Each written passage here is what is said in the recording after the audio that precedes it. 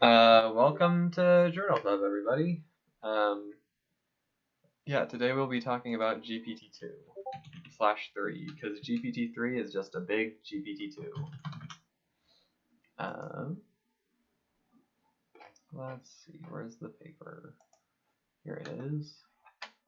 Language models are unsupervised multitask learners. Exciting stuff. Really, though, I mean, it is exciting because it's huge. So important. Damn, lots of stuff going on the live here right now.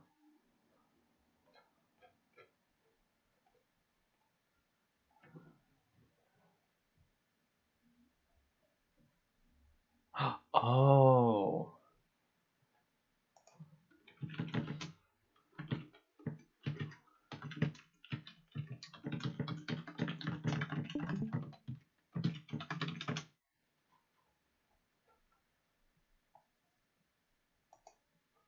Okay, that's good.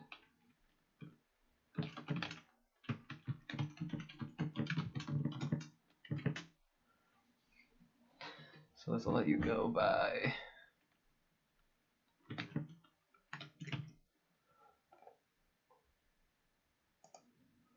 Okay, so I should start talking about Journal Club, but first I want to see what this is. Print line dot replace x equals self on post. So instead of getting the first thing, it'll be more embeddings. Interesting, huh? Let's see. Holy cow, so much content. This is fucking great.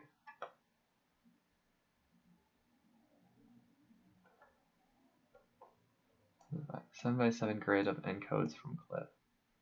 Okay. Sorry, okay, I will start talking about that now. I'm just, you know.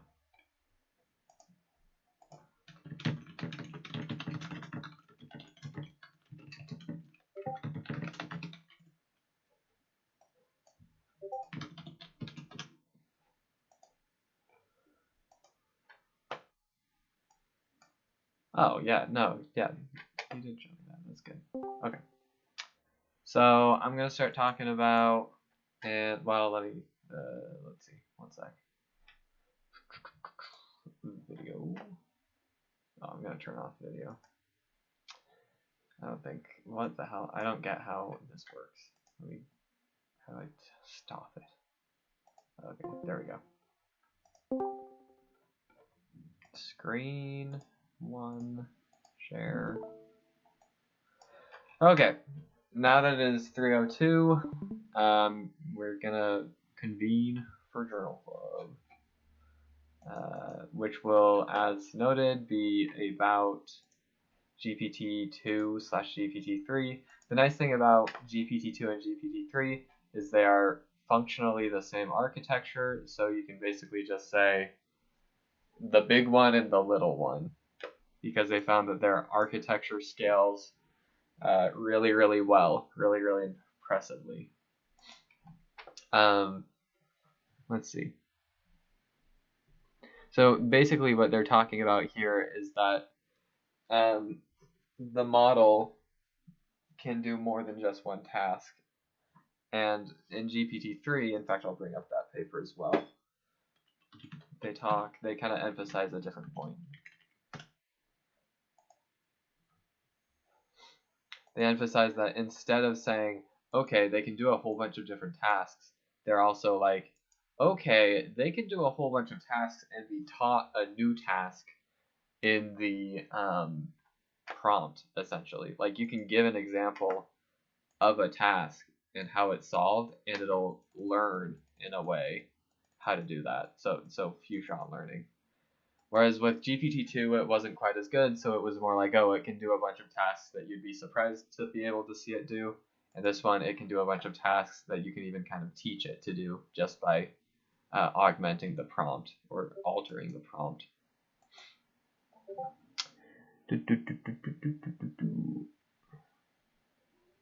Oh, I see.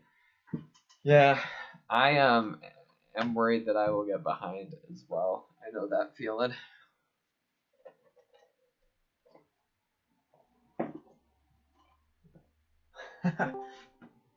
Yeah, like I have a problem with I'll start like working and I'll be like I'll just work in the afternoon and then I'll be like, oh, it's 12 a.m. I need to stop doing just machine learning stuff all night.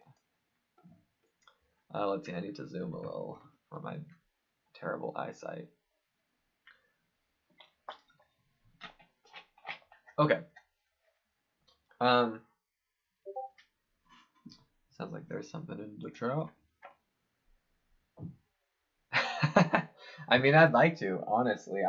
One day I would really, really like to finish my degree and just always do machine learning stuff because there's always more to do. Like I feel like there's an infinite supply of new models and tweaks and things to try, and it's like, but there is not an infinite amount of time. That's for sure. So GPT-2 is 1.5 billion parameters, which is a lot. Humans have more, but like that's still a lot. GPT-3 is 175 billion parameters, so 10 times more than any other. At the time of publication, it was massive compared to any other non-sparse language model. One thing to note, though, 175 billion is still small compared to humans, so who knows how it'll scale or not scale,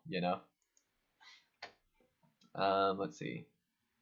Yeah, I want to see what the author contributions are. A lot, because there was a lot going on. Anyways, sorry about that. Back to what we're doing. So a lot. So one of the things that they say in this paper that's important is that they're like, okay, why are we training on these single tasks or a single domain when we have everything available to us on the internet? And this question becomes like, how do we go about setting up an objective to train on all of that internet data? So their answer to that, essentially, they show that they're good at these tasks. Whatever. Like it's I shouldn't say whatever. I mean, this is an important point, but it's like basically they're just saying really good at a lot of different tasks. So at the core of the approach is language modeling, and it's an unsupervised distribution estimation from a set of examples of variable length sequences of symbols, which is basically just saying it looks at the language and it tries to, from a set of examples that are variable length, do something with those symbols from the language. Let's see. Okay, here we go. So we want to talk about what the task is, or what the we want to talk about what the objective is. Usually they give it like one task to do. They'll be like, okay, do translation, and they'll train it on doing translations, or at least I shouldn't say usually. This is all stuff that like GPT-3 has radically changed the game with, and GPT-2. So it's not like, okay, here's a label, here's something else. What was going on is they're saying, let me find where they talk about the objective. Let's see.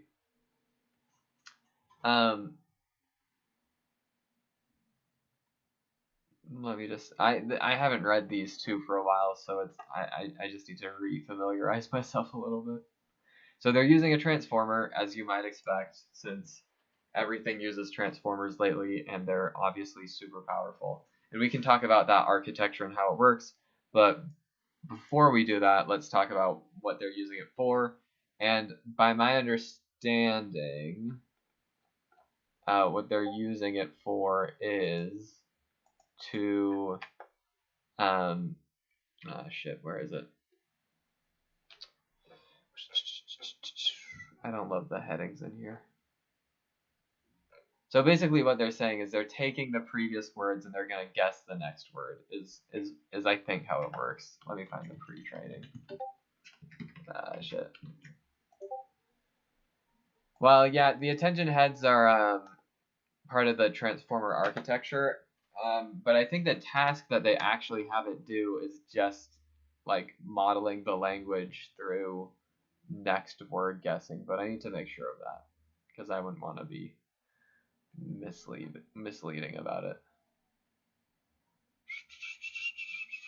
Let's see. We demonstrate language models can perform downstream tasks in a zero-shot setting without any changes. Let's see. Okay, I'll go to the scary. I'll go to the scary equation and we'll figure it out. So, okay, here we go.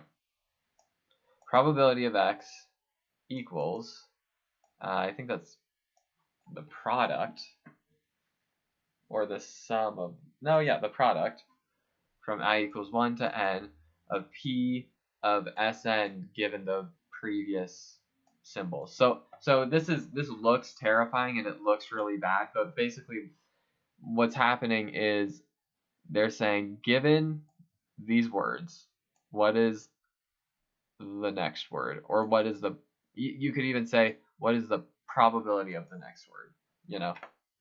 But this, yeah, so this is basically saying you can talk about the probability of a word by saying it's just multiplying the probability of all of the words leading up to it, and into have like predictions of the next thing with clip or something maybe. Let me think. So the way that clip goes is it's like it's kind of matching two things, which is similar to how some language models are trained. Like BERT kind of matches sentences together or something. I don't think about BERT very often unless I'm using it for embeddings, but with clip it's like it's kind of matching some potentially clip is matching between words and images, but you could do image stuff with a different model that does well, so you could do something like model the next pixel using a transformer, and that's something that people have done. Like there's a GPT image or something where it's basically like, okay, we're going to do GPT-2, except we're going to use images for it. So there are certainly ways that you can have there are certainly ways that you can adapt this to the image domain in different ways. With clip, it's like it's kind of harder because it's kind of doing a different task. It's kind of saying, out of all of these examples, which ones fit together really well. But I mean, they both do use transformers for sure. And I mean the text encoder of clip is basically, it is essentially really similar to what's going on in GPT-2 and GPT-3. But yeah, okay, can be expressed as estimating a conditional distribution P of output given input. Okay. So what they're saying is, let's see. So some people have done something called task conditioning, where they'll say, guess the next thing given what kind of task it is. But they're saying like that's not really necessary, because obviously GPT-2 just predicts the next thing. Damn, there's a lot going on in the Discord. Holy cow. Like, I'm hearing beeps every 5 seconds. This rocks. Anyways, sorry. Back to what's going on here. Yeah.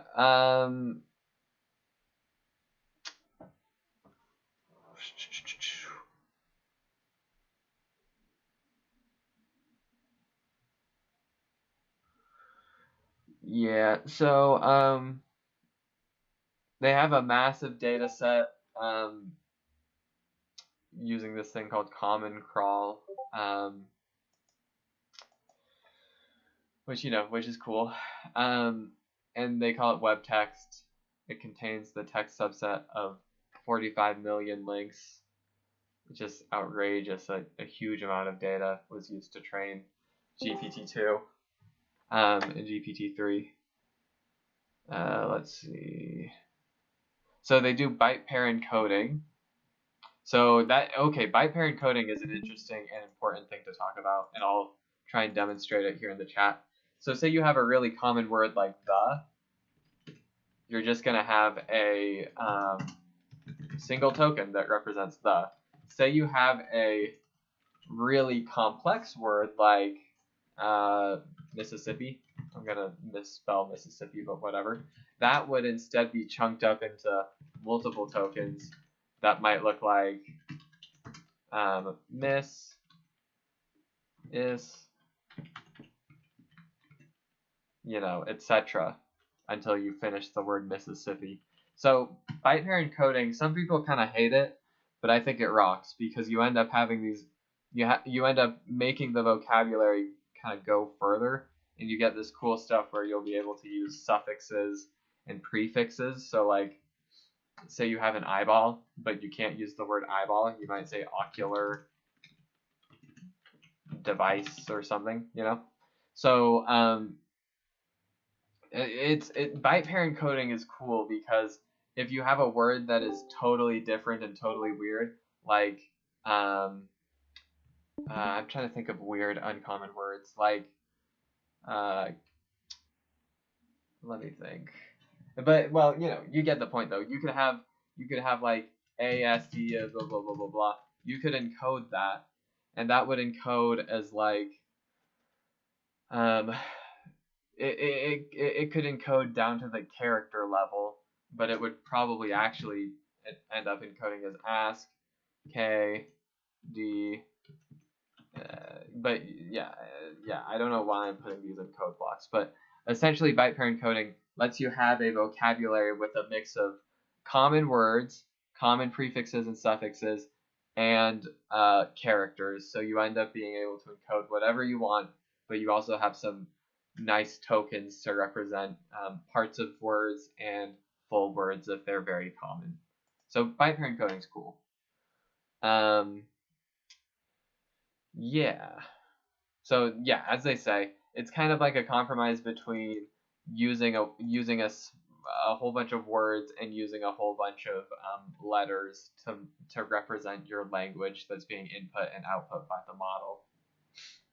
They use a transformer, which of course we could talk for days about it, but a transformer is essentially saying we're going to have a whole bunch of little neural networks stacked on top of each other, and we're going to have a whole bunch of them with attention heads, importantly, which basically allow it to have multiple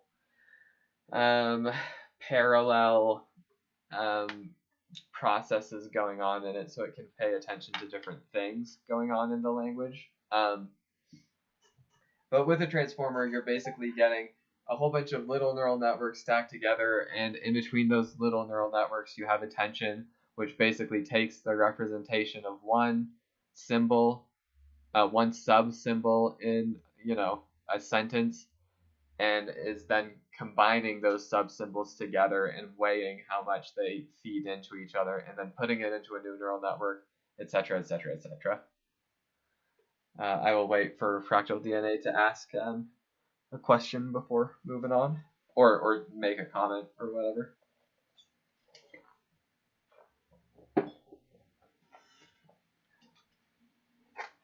Very similar to the language center of the brain.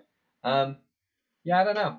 I don't think we know a ton about, like, I assume that it, well, okay, so there are people who will say, like, how much of the processing going on in the language center of the brain, how much of that can be explained by just having the activations of GPT-2.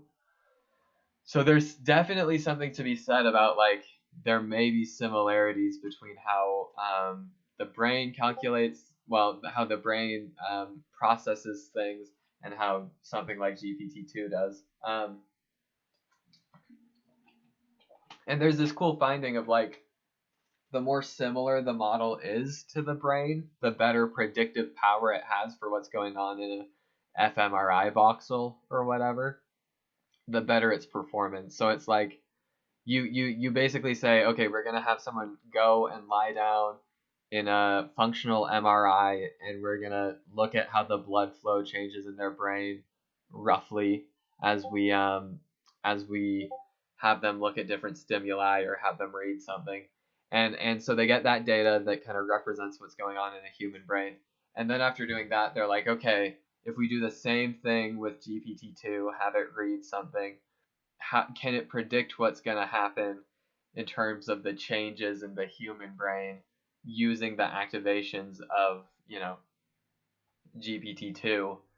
And you can explain a lot of the variants. Now, there are always questions about, like, well, how far does that actually mean that there's something going on that's actually, like, I mean, because they're looking at the same stimuli, you could say, like, well, obviously there's going to be some correlation because it's the same stimuli that they're looking at or something like that.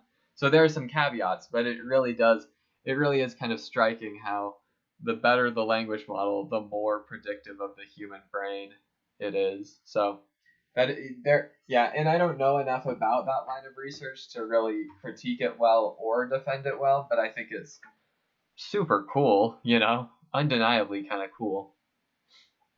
Gonna wait for, let's see.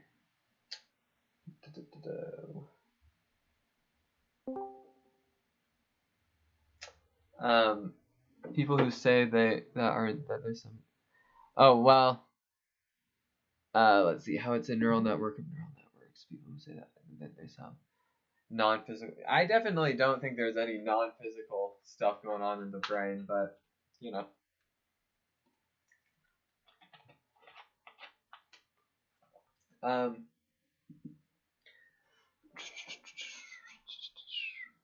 I'll come back to the chat, but I'm gonna see if there are any other really important points that we should go over.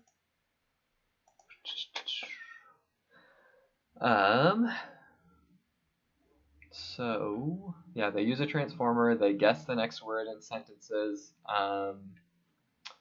They show that it works really, really well. Yeah, I mean, it's obviously super important stuff. It's not. I mean, it's interesting, but it's not like crazy. Like looking back now, it's like, okay, like they say, it's really powerful, but it's like, like I guess what I'm saying is, as cool as GPT-2 is, now it's become so influential that it's kind of like commonplace, if that makes sense. Like when you hear about GPT-2, it's like, well, yeah, it's just GPT-2 because it's been such an influential and important game changer in the world of machine learning. So now let's talk about GPT-3. Again, GPT-3 is just like exactly the same thing as GPT-2. Yeah, honestly. It's pretty much exactly the same thing as GPT-2, but bigger. And I mean, they just show that it can do outrageously cool stuff with like prompting it to do tasks and showing it how to do tasks. Essentially, What was GPT-1 like? That's a really good question. Let's bring it up. Original GPT.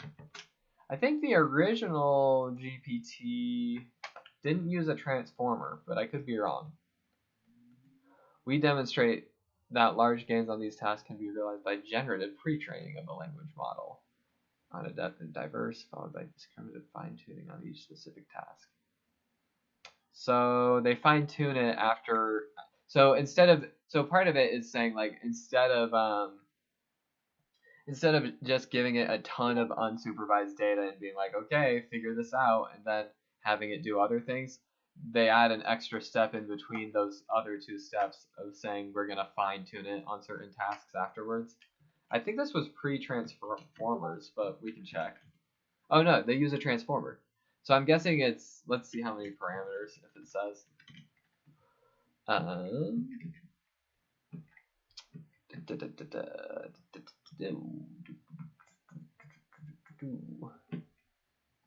yeah, I'm not seeing the number of parameters, but it's gotta be just like kind of a smaller GPT-2.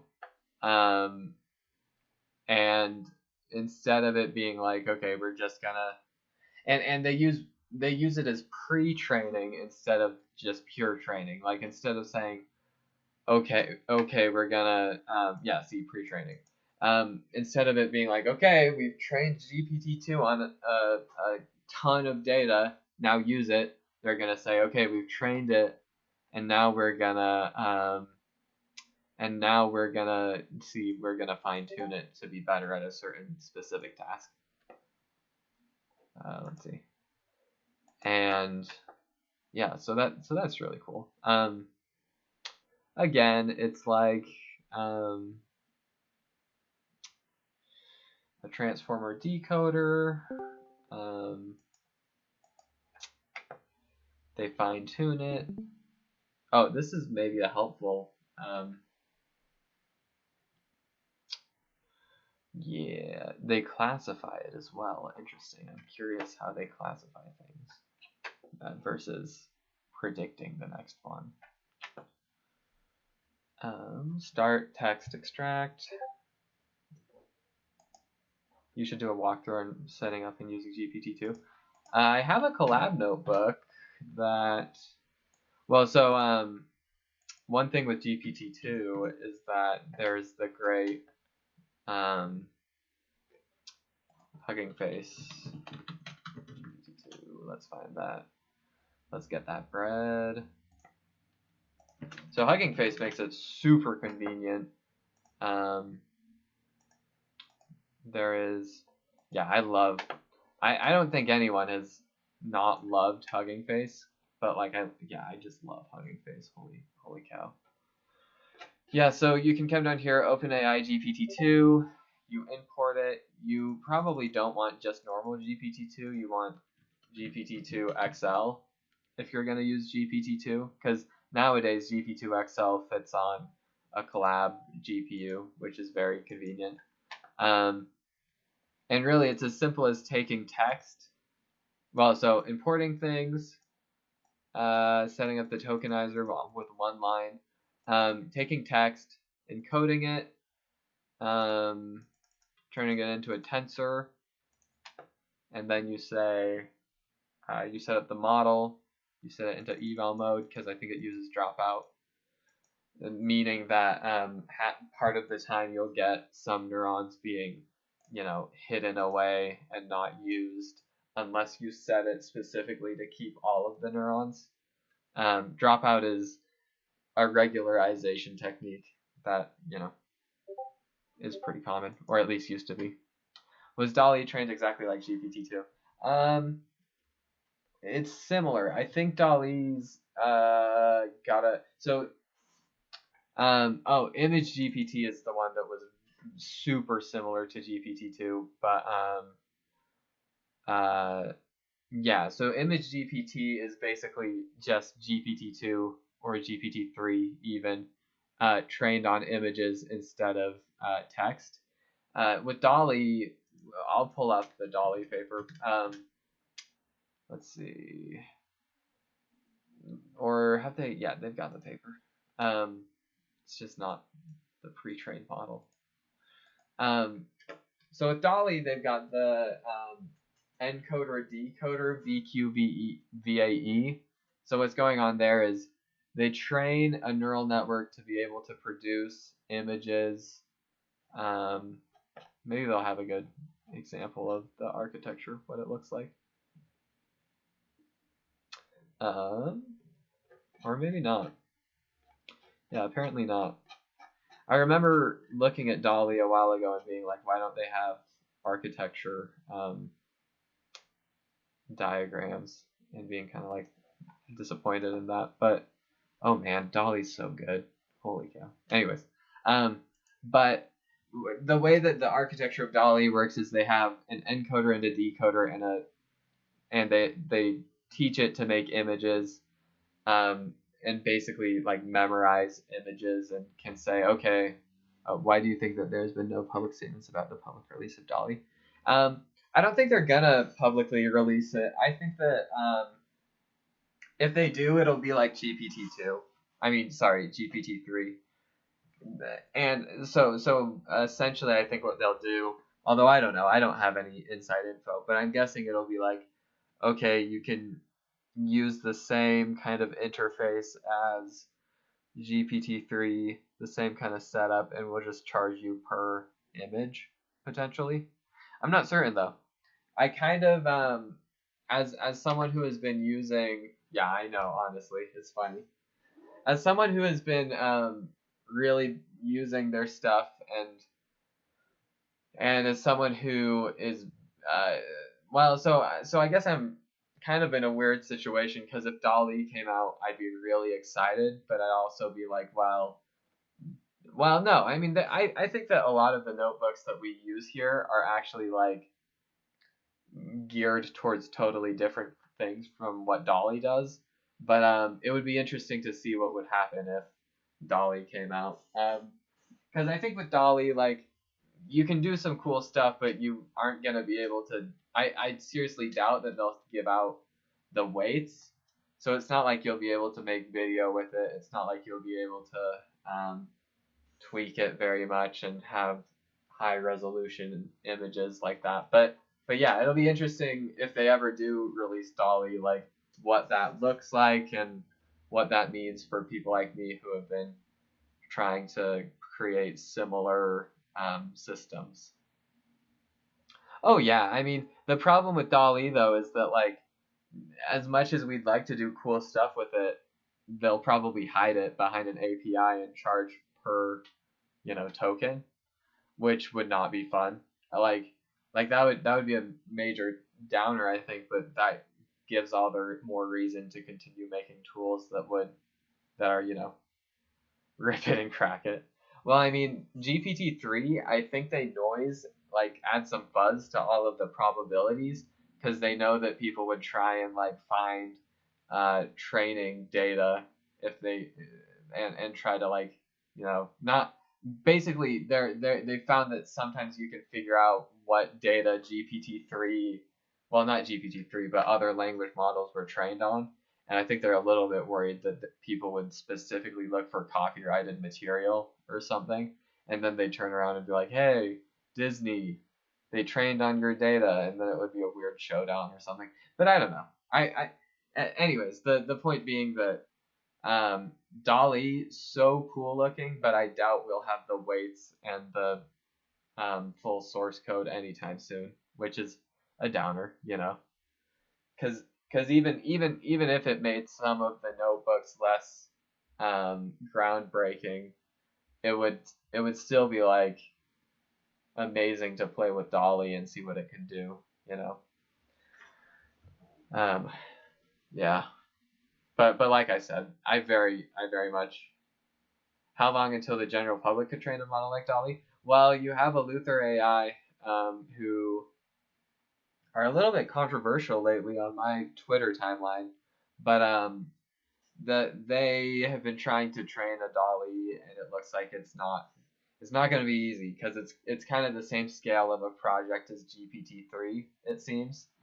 And obviously, as much as some people have been saying that a Luther AI created a new GPT-3, they created a model that was, well, they created a model that was not actually as big as GPT-3, and I think it's cool. I'm gonna use the model that they made because it's cool and it's bigger than GPT-2, but it's also not actually as big as GPT-3, like some people would lead people to believe, at least by my understanding. Like, the Luther AI, pretty cool, but also they didn't make GPT-3. Like, if they did, yeah, it's like 10 times as big. It's like 11.5, I think. Yeah, I think that's correct. So yeah, don't get me wrong, an impressive feat and very cool, but also not GPT-3 per se, Yeah. Let's see. I'm surprised that for some reason I think of GPT-1/GPT as being like ancient history, but I guess they have they were using transformers. Let's see.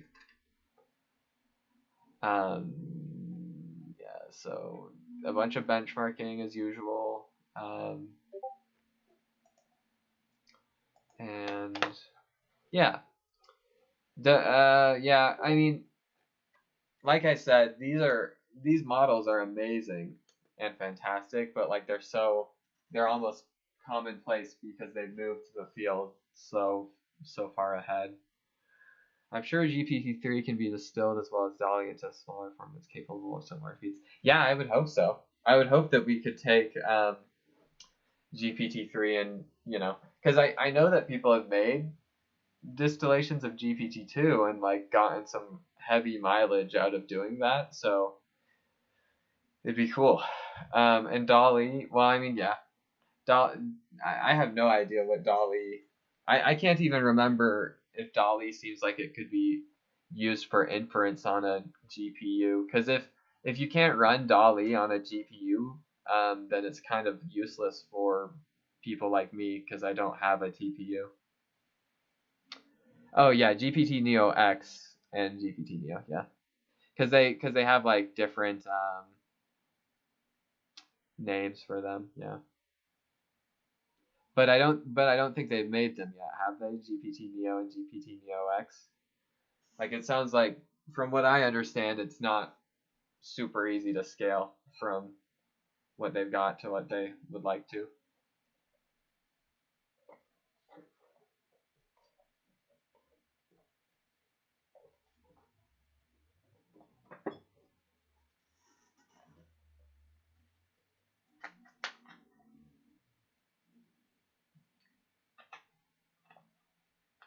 Um, I think that yeah, are they? I think they're using GPU clusters.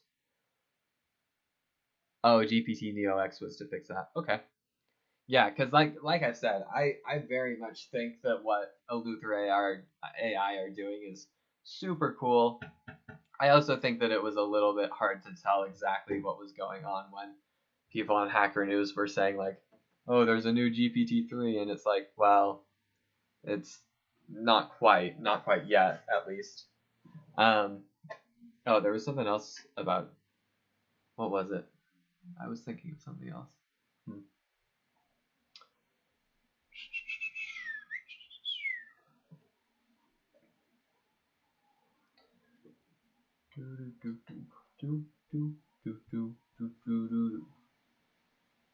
Yeah, it's I had another thought, but I can't remember exactly what it was. It was about something GPT. I don't know, but if it comes back to me, I'll bring it up. But yeah, I definitely think they're doing cool stuff over at Eleuther AI. I just don't know a ton about it anymore. I've stopped going on most other Discords outside of this one because I don't really have time, unfortunately. Okay, so we talked about GPT-2 and GPT-3. We talked a little bit about GPT OG, the original. Trying to think if I'm missing anything. Does anyone have suggestions for the next paper or the next journal club? It doesn't need to be a paper. I suspect it'll be a paper, but like we could go over Stalgan, we could go over and Stalgan 2, we could go over more notebooks. Oh. I'd kind of like to let's see, what would I like to do for next time if no one has strong preference? I think it would be cool to talk about a GAN of some type because we haven't done that yet. But if other people have preferences, I'm very happy to do whatever. Oh. Style again too. Tacotron. I've never done. I actually really want to understand how to do audio stuff, and I did a little bit of audio stuff. We can do Tacotron. I love its name, first and foremost. Swagant, is that a thing? Oh, hey. Oh, yeah. This is the one that does like JPEG stuff, right? Or maybe not. Maybe I'm wrong. Oh, wait, it's okay. Yeah, I really do want to do audio stuff, and this would force me to do audio stuff. I think starting with the easy stuff. Well, I just don't know anything about audio is the problem. Um, Let me look up Tacotron. I'll see what it's doing. Maybe I will have insight into it, but we'll see. Yeah, no, yeah. Let's see. Paper? Here we go. We'll learn together. Yeah, no, honestly, that's how it'll have to be, because I do not know a ton about Tacotron. CBHG, never heard that acronym in my life. RNNs, I forgot that they still use RNNs in speech stuff. That's cool, because I like a good recurrent neural network. I feel like there are new Tacotrons that don't use RNNs, but maybe I'm wrong.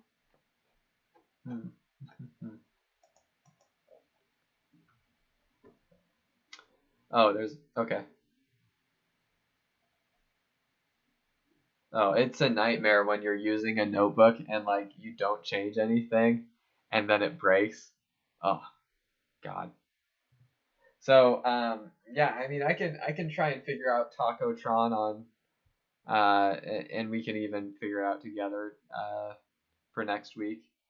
Because I mean, Stalgan, I feel like I have that down pat.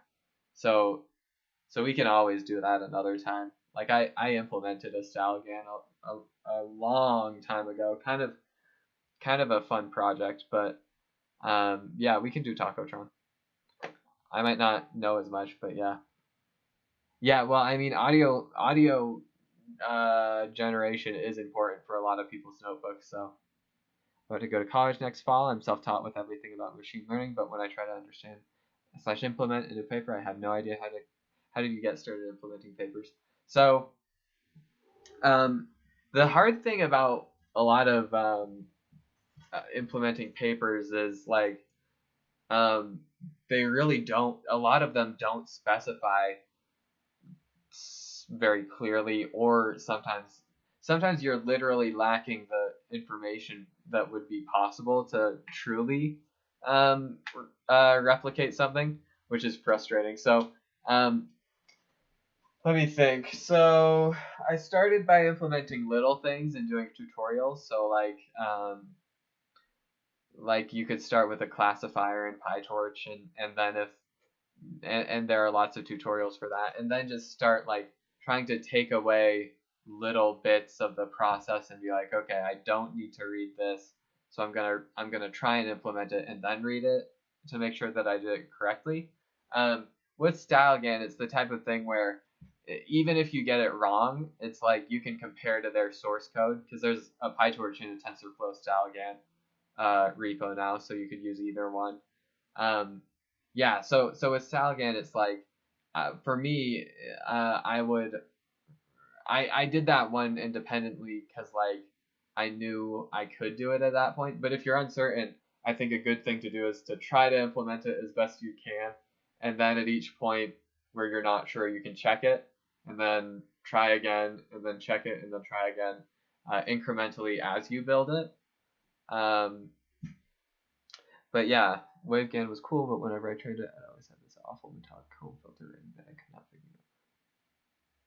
Oh yeah, God, I really do want to do audio stuff. I'll have to look into Jukebox too, because it seems like Jukebox is the state of the art, unless I'm incorrect. To teach myself the calculus and math involved, I understand, but there is still a lot of math that I can't understand. What math classes? So honestly, if you're depending on what you're implementing in, like if you were doing everything in PyTorch, it's like with PyTorch, I haven't felt like I needed a lot of math, but it's nice to have some calculus under your belt. I did half of BC Calc and then I became the TA. so like I never did the second half of BC Calc because of some health issues, but yeah, I would say that I think math is important, but like mainly matrix algebra slash linear, like matrix slash linear algebra is good because of course you're using tensors and you're using matrices. But yeah, I don't think that I think the math is important a lot of the time, and the the terminology and the symbols, especially for some equations. But I would probably just do some calculus and some linear algebra slash like matrix algebra. Because once you have back propagation, like at least an intuition for it, then you can kind of let PyTorch do the rest. Oh yeah. Oh, that's awesome. Where are you gonna apply to? Hot grits. Yeah, I know it. Well, the reason that my terminology and symbols are all garbage is because it then lets me know if other people are using my garbage. Let's see. But like, yeah, I mean, I call things lats because it'll help me remember it, and because it'll make it so when other people use my code, I can laugh and be like, at least change the variable names, which has happened a couple of times. Oh, Purdue, very nice. Um, Purdue, yeah. Have there been any attempts to train a model by just hooking up to a web crawler somehow rather than using a specific data set? Um, I don't know of any off the top of my head. I think that, oh yeah, and fractal DNA, I think it's fine with people using my code, especially the patrons. So yeah, I think the reason that there aren't as many things where it's like scraping while training, is because you end up running into a bottleneck of scraping, I think.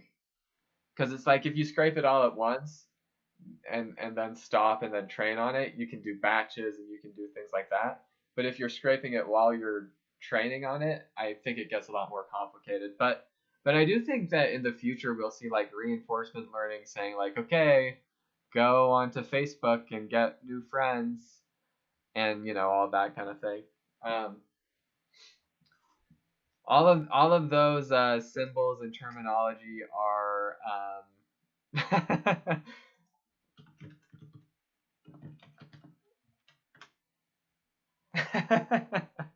all of those symbols are in the notebooks, and they are all horrifically bad.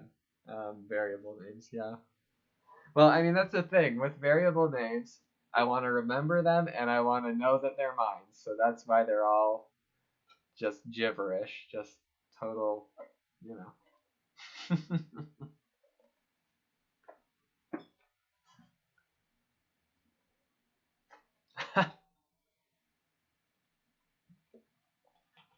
So fractal DNA has an intuitive understanding of all of those variable names, but does not know what like the latent vector is. That's a that's funny. I like that. Let's see. Yeah, they did ablation study. I love a good ablation study. I'll have to read through this.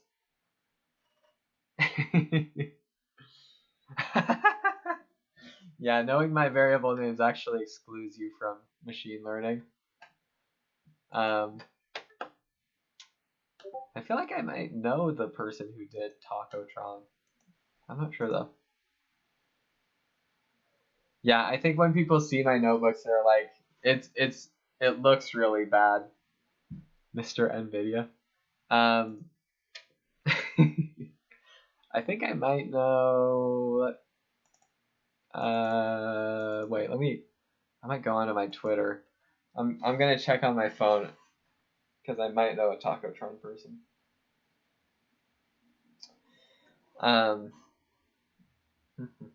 Let's see.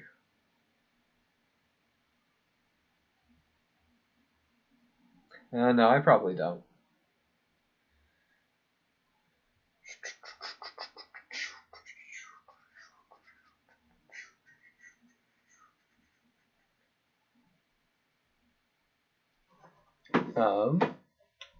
Let's see. Gagan/Spade. Oh, Gagan rules. As a treat. As a treat, is, I don't know if you all have seen that meme, but it was like, so like cats can have a little bit of salamis as a treat. And for some reason, I was thinking of the check-in as being like a little treat for people. Like, oh, you get to see how the model's doing. Oh man, yeah, segmented prompt painting. Well, I need to figure out what does the 7x7 do? Does it tell you per grid in the per like patch? I'm assuming it's basically saying like, here are the convolution patches. Okay, that's cool as hell. I do, and so they only give you 0 usually. Why are they only giving you the first index usually? Why are they not like averaging or something? Yes, salami. Let's see if I can find it. Salad. Yeah, I don't know the history of Backprop or any early stuff that well, but I agree, that would be really fun. I think it's a great idea to go over ML history. That would be a really good one. Let me, in fact, yeah, like it's a long story, I think, because there was like AI winter and all of that, and 1847. What's his name? Newton, the Apple guy.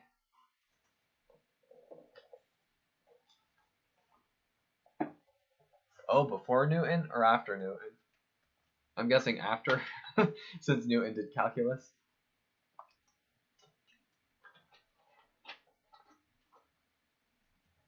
But who knows? There are always those instances where it's like funny because someone will be like, "Oh, turns out they did that in like the Middle East like way before." Like, wow, huh? Interesting. Yeah, I think it's cool, the history. I need to learn more about it, so that would be a very good journal club to do. We could even start just like really recently, invent new numbers.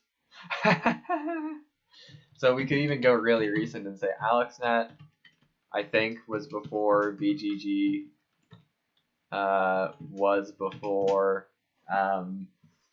ResNets. Got AlexNet, BGG, ResNets, a whole bunch of little nets that don't actually matter. No, I shouldn't say that. That's not fair. That don't actually work that well. And then transformers. And then I guess maybe contrastive learning is older, but you know, whatever. And then Cliff. The end. That's how I think of the progression a little bit. That might be a hot take.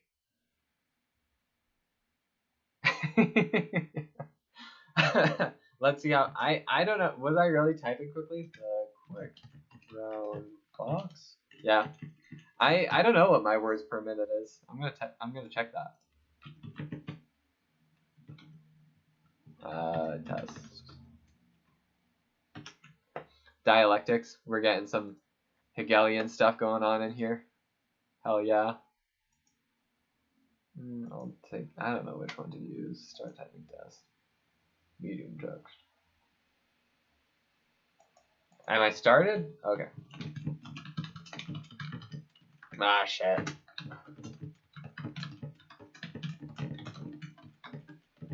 Yeah, shit.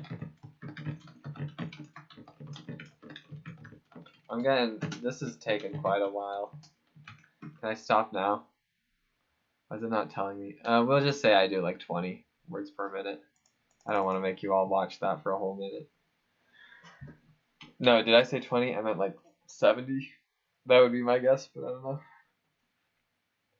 My mom, she types so quickly. She was um like a what's that called? Dictator, where it's like you dictate people's speech, not like not like ruling a country with an iron fist. But she had the well, it still has, I assume, the craziest words per minute, like 120 or something. I thought about getting her a Dvorak keyboard because apparently those can go even faster. Just like break the speed of sound on that keyboard. Mrs. Thatcher. Should I know Mrs. Thatcher? Oh, oh God, Margaret Thatcher.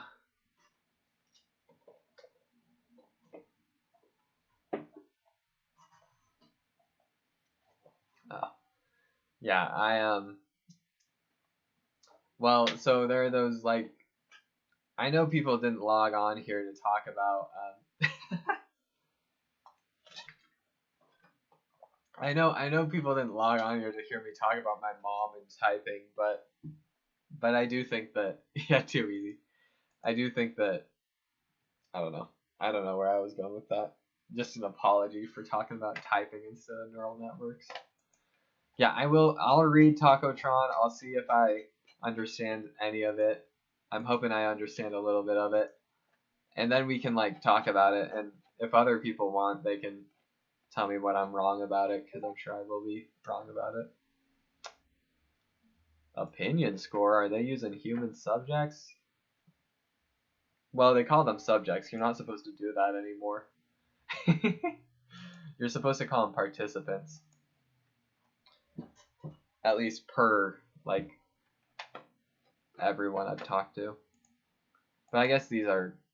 You're supposed to call them mechanical Turks.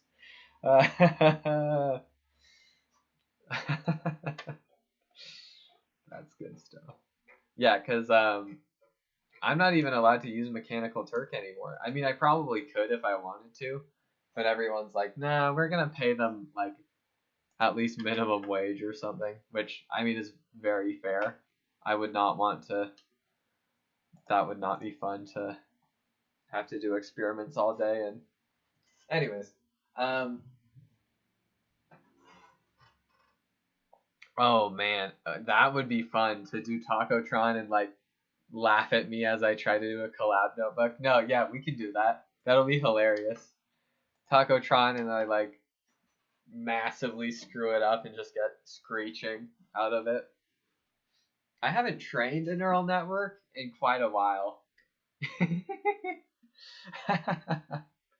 Like honestly, the last time I trained a neural network was like fine-tuning a style GAN 2 model. So most of what I've been doing is pre-trained stuff, but I do need to keep my chops strong or whatever for actually training something. Oh, Disco Elysium text. There's enough of it. There's a lot of Disco Elysium kills me. I want to go replay it right now because they just got the final cut with the voice acting. You could hook it up and have it describe things like a Disco Elysium. Have Clip describe with Disco Elysium type stuff. I don't know. I appreciate that it exists, the GPT-2 Disco Elysium model, even if I will never have a use for it. That's pretty funny.